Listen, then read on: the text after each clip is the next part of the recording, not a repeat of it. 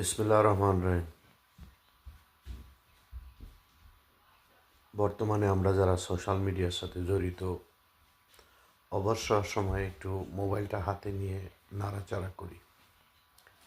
দুঃখের বিষয় হলো এমন কিছু বিষয় আমাদের সম্মুখে বর্তমান সময়ে নিয়ে আসতেছে